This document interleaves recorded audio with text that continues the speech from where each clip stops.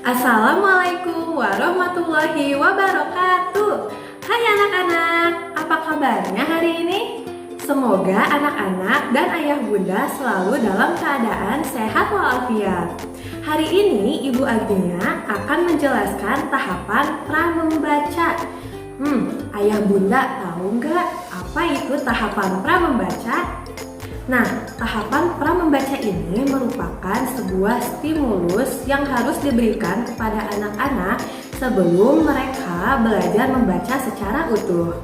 Nah, di sini pramembaca terdapat 4 tahapan. Yang pertama, membaca buku bersama anak. Nah, sebelum kita mengajarkan kepada anak bagaimana cara membaca, sebelumnya kita sendiri harus memiliki hobi membaca. Mengapa ya? Karena anak-anak cenderung akan mengikuti kebiasaan kita sebagai orang dewasa yang ada di dekatnya. Dengan membaca buku bersama anak, kita dapat sesekali bertanya kepada anak, bagaimana nih isi cerita dalam buku yang sudah kita baca bersama. Nah, itu pun akan meningkatkan pemahaman anak dalam membaca. Yang kedua, menunjukkan anak mengenai tulisan dan juga konsep tentang tulisan. Nah, ketika kita membaca buku, kita saat membaca bersama anak, hindari membaca sambil menunjuk gambar.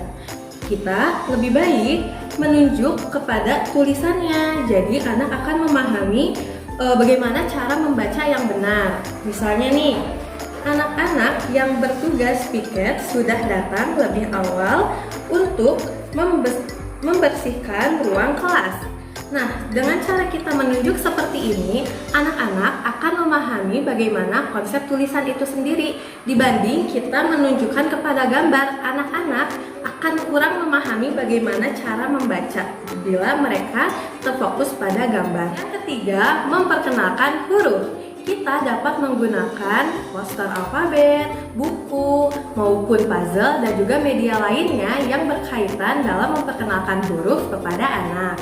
Nah, bila anak sudah menghafal dan juga memahami tentang konsep huruf, kita bisa lanjut mengajarkan anak dengan memahami konsep suku kata.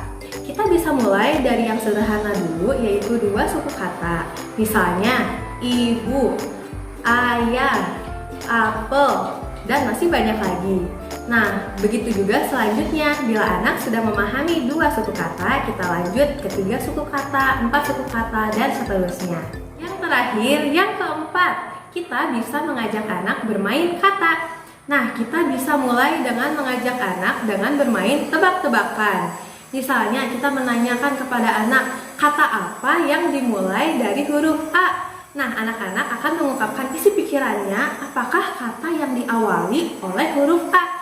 Anak-anak akan menyebutkan misalnya apel, ayam, terus anggur, dan masih banyak lagi. Nah, bila anak salah, kita beritahu apa yang benar.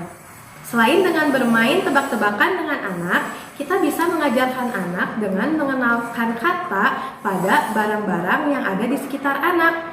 Misalnya yang terdapat pada bungkus susu atau bungkus makanan. Nah, itu kan ada banyak ya, ada banyak kata yang terdapat di sana. Nah, kita bisa mengajarkan anak dengan menunjukkan merek-merek yang ada di sana.